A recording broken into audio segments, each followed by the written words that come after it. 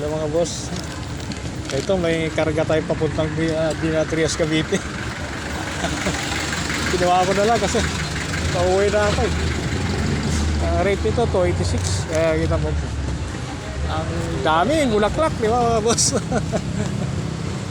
Kaya naman kahit na puno pero magaan lang naman to eh. May isang patch pa to sa harap. Yan talaga, kung gusto mo kumita, talaga magtsaga. Dito sa Dangwa ko pinikap. Okay, so let's go mga boss. Dandahan lang tayo. Loaded tayo, loaded.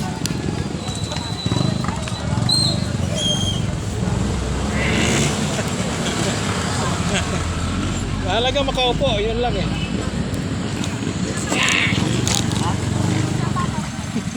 Kaya mo upo, Nay?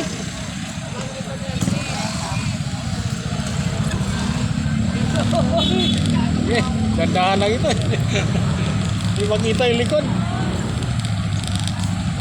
Full pack tayo mga boss, full pack. Mga halaman dito sa Dangwa. Di masalang. Magala naman niya lang medyo bulky kasi mga halaman niya. Gusto natin yung makauwi na may dalang biyahe pa Cavite. So ito ginawa natin. Ito yung mga boss. Mahalaga nakaupo tayo. Okay, so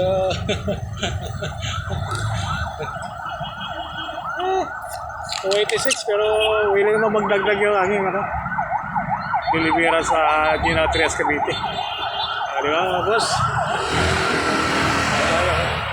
Load sa likod tandaan lang tayo nito. Okay, so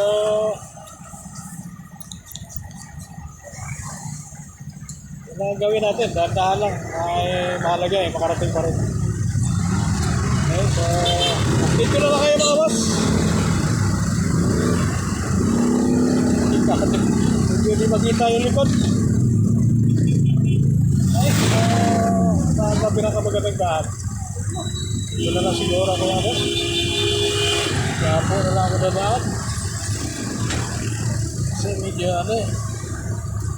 hindi na lang tayo siguro dumaan mga boss. Kaya po, Aroas Boulevard. Okay, at least maluwag na kalsada.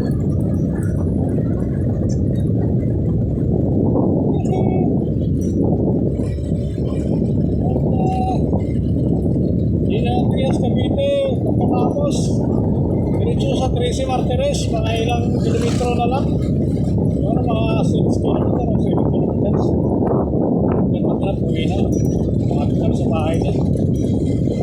Talaga mga boss, gusto mong madagdagan yung kinita natin. Wala, 1,130 kinita. Ayun, pinili natin ang sumay 1,000. Natira tayo yung 1,130. Ano po, sana mga boss, kita pa tayo. Pero tama na ito mga boss. Tama na ito biyahe natin. Solve na tayo nito. Bulky. Okay, so update ko na lang kayo mga boss pag nakauwi na ako sa bahay. Okay, God bless everyone. Bye-bye.